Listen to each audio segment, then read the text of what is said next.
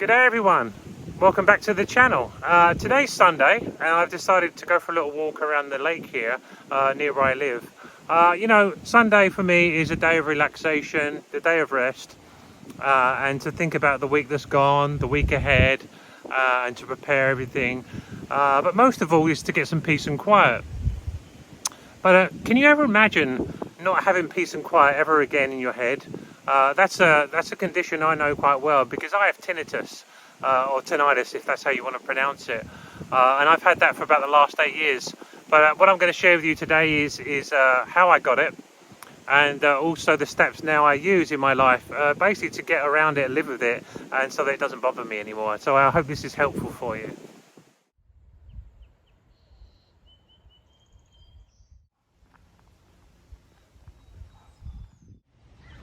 So tinnitus started for me about 8 years ago when I was 38.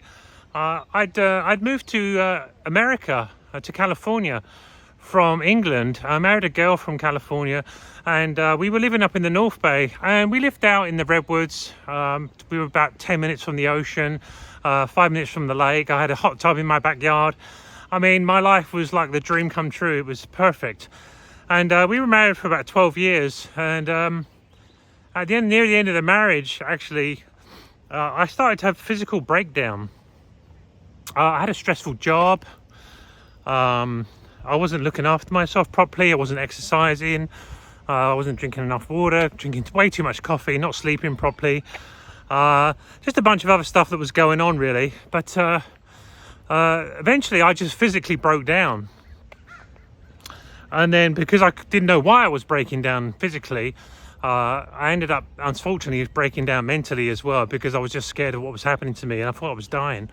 It was just horrible. But for anyone that's gone through that, you'll understand. And for the people that have never gone through it and don't understand, well, they're just ignorant people. But yeah, and that's when my onset of tinnitus started.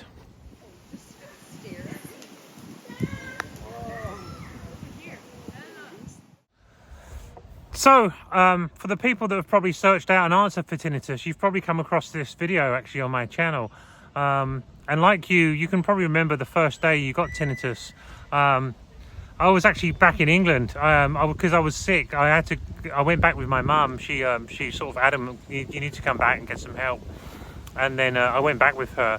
I'll tell you about that doctor in a minute. But I remember I was sleeping on my mum's couch. And then I woke up one morning and I could just hear this high-pitched ring in my ear, and I was like, oh my god, like if my life couldn't get any worse. And I think I just went back to sleep, and then for the next 6, 7, 8 months, I mean, I was just distraught with it. I mean, every day, and I would tell everyone about it, and I was complaining about it. I was just frantically on Facebook groups, I was Google searching, and I was looking for all these different medications for help, but I had ear tests, oh god, everything, but it drove me crazy. Yeah, but thankfully now, today, it just doesn't bother me anymore.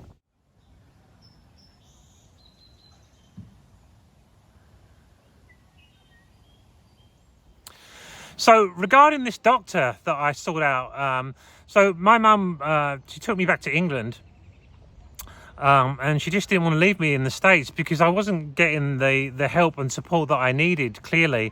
And she said, come back with me. So I went back, and my brother said, go and see my doctor in the village, get a different perspective, you know, get a different opinion, see what he says. So I went to see him. He said, sit down, tell me what's been going on with you physically. And I told him physically, and then mentally. And he said, interesting.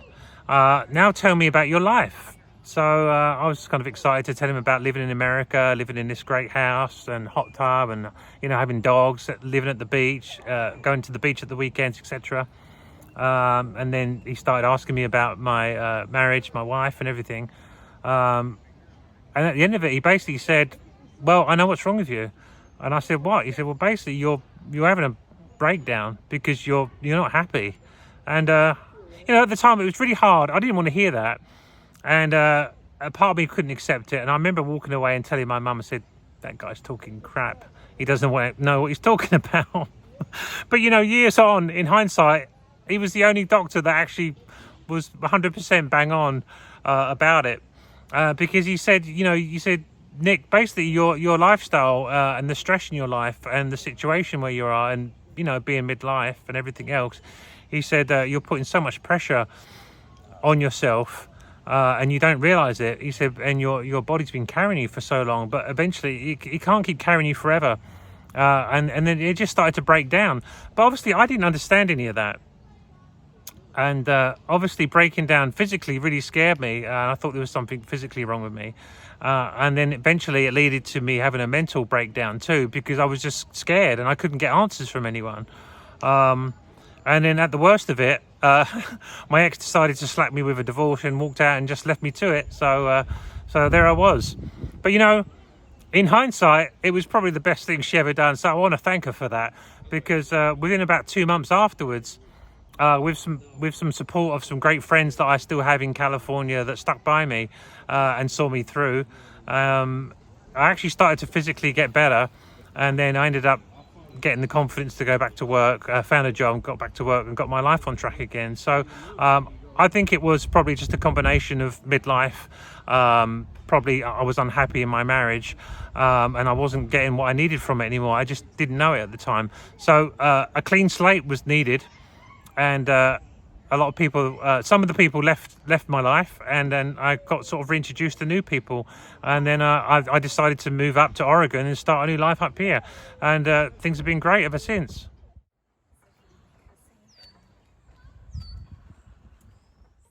So for anyone that's subscribed to my channel and doesn't know what tinnitus is, you probably know someone that does, but they may have not talked about it. But at least 1 in 10 people will get this in their lifetime. It's the #1 disability claim actually for veterans. Obviously loud bangs, noises. A lot of drummers, musicians get this too over time, but basically it's wearing down of your ears. But that's just not the only way to get it. It can actually be brought on by stresses, and that's how I got mine. Some of it's hereditary as well. My mum actually got it. And I never knew it. It was just really funny. A funny quick story about this is that when I first got it, I was complaining to my mum, and she said, "What, darling? What's that? What's wrong with you?" I said, "Mum, I've got this ringing in my ears." She went, "Oh yeah, I've got that." I went, "Mum, you haven't got it. You're just trying to make me feel better. You know what mums are like." And she said, no. She goes, "I've had that since I was a teenager." I was like, "What?" I said, "Come on, that's not true. You're just trying to make me feel better." She said, "No, I've always had it." I said, "Mum, I've never ever heard you complain about this." And she said, to be honest with you, she said, "I wouldn't know what my life was like without it." She goes, "I've had it for so long." And I said, "Why have you never mentioned it?" She goes, "Well, it just doesn't bother me." So obviously she actually helped me to feel a little bit better about it. And it's funny because my dad, as he got older, near the end of his life, he actually got it as well, and he was like, "Oh, this is really annoying." I said, "Yeah, I know, Dad, but we used to just laugh about it in the end." But yeah, it can be hereditary. But I'll tell you about all the quackery and all the advice that you get online to try and help you get over this. It's just kind of ridiculous.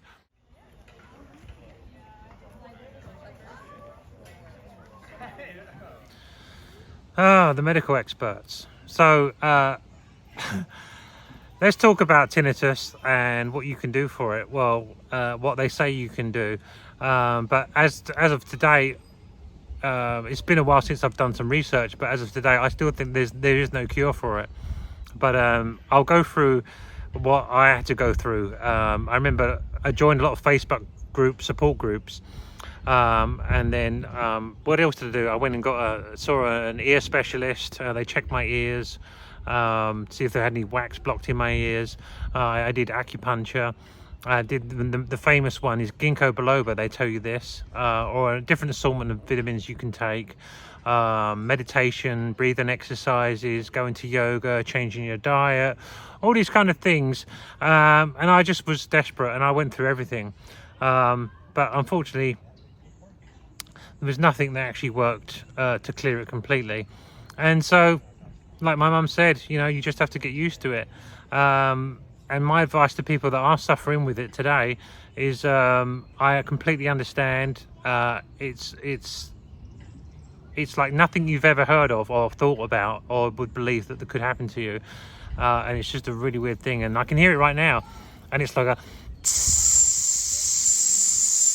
sound. But you have to make friends with it. And then once I made friends with it, I actually could understand it a little bit better. But out of all the things that I did research on, there was a lot of YouTube videos. In fact, there's a lot of famous people like William Shatner,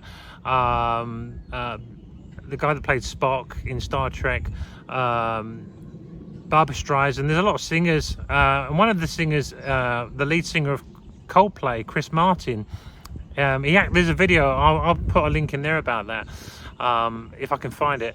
But one of the things that he said is that he does a lot of hydration. I thought, well, I'll just try that. I was just desperate. I was trying anything. But what I did notice, I stopped. If I lowered my intake of coffee, or I didn't drink alcohol, and I started drinking a lot more water and lowering my sodium levels and relaxing, I noticed that the tinnitus, it didn't go away completely, but it just wasn't prominent anymore. And I was like, oh, that's interesting. So as I said, like making friends with it, what I do now is I treat tinnitus as like my little internal alarm clock inside, that my body's telling me, hey, you're completely dehydrated and you're drinking way too much coffee, you're under too much stress, or you're drinking too much alcohol. So I'm like, oh, thank you. Thank you for raising the volume up and telling me about this. So then I'll go and pound like, a big bottle of water and go to bed, and then just, stay off the coffee and try and stay away from the stress. And it actually starts just to go down. So that's probably the only thing that I can give you advice that is actually going to work. Well, for me, it works for me anyway. You have to sort of kind of find what works for your own body. But all the quackery and don't fall for this stuff that's online about, oh, click here and you'll get these free tablets for a 30-day course. These long videos that are on YouTube that are 40-50 minutes long, telling you how they fix their tinnitus, right? And you just waste a lot of time. And I spent a lot of time wasted on that. But the main thing was I was completely dehydrated, really, and just my way of life, de-stressing and staying away from bad toxic things like not too much coffee, too much alcohol. But I'll talk to you about now how I just ignore it.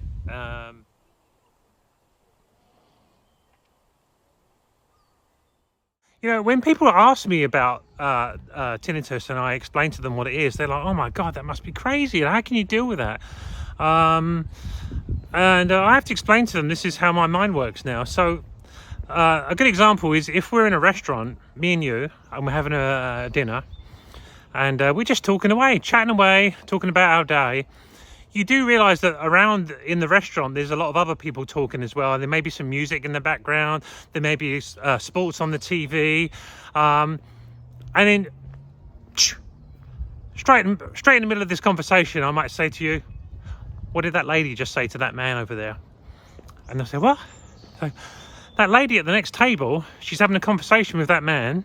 What did she say? And I said, I don't know. I said, why don't you know?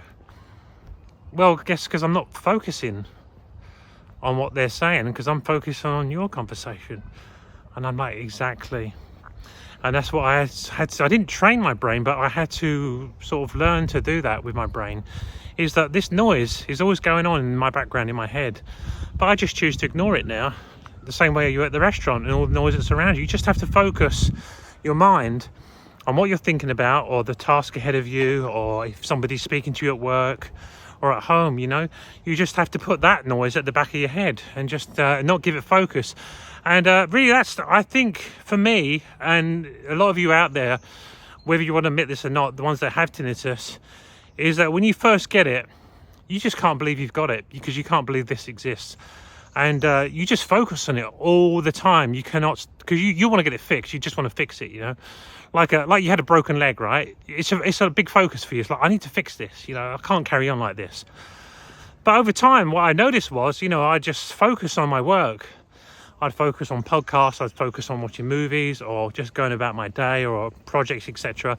I would focus on that, and eventually, without me realizing it, maybe 6 or 7 months that went by, that I just stopped thinking about it. And it wasn't actually till I remember one time my friend Gen Norman, we went out in his truck for dinner somewhere, and he has tinnitus as well. Sorry, Norman, for bringing this up, but if you're watching. But I remember once I said to him, "Hey, Norman, how's your tinnitus?" And he just ignored me. And then with literally about 5 seconds, he went, "Oh, for fuck's sake." And then he turned the radio on. I said, "What's wrong with you?" He said, "You asking me about tinnitus." He goes, "Now that you've asked me about it, I can't stop thinking about it. Now I'm tuned back into it again." He goes, "I've got to turn the radio on now to sort of drown it out." And we just both laughed. And he said, "Let's agree that we never talk about this ever again." I said, "Right, agreed." And ever since then, we don't really talk about it or speak about it anymore. Because that's the problem, is once you give tinnitus focus and you start telling everyone, or you start thinking about it all the time, you'll never think about anything else. So that's the best advice I can give anyone that's got it, is just ignore it.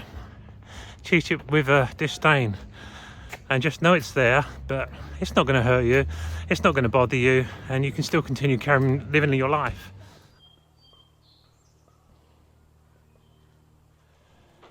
Alright guys, that's it from me today. I'm going to end the video here, but thanks for watching. Thanks for those that have subscribed and liked the channel. But to the people that have found me looking for an answer to cure tinnitus or how to live with it, I hope that my experience has been helpful for you. As I said, it's just my own experience and it's how I have to deal with it. We've all got our own ways. Unfortunately, there's no medical cure that I know of or that I can offer, and I'm definitely going to not be offering you some kind of quackery online to click to some link to buy some pills, etc.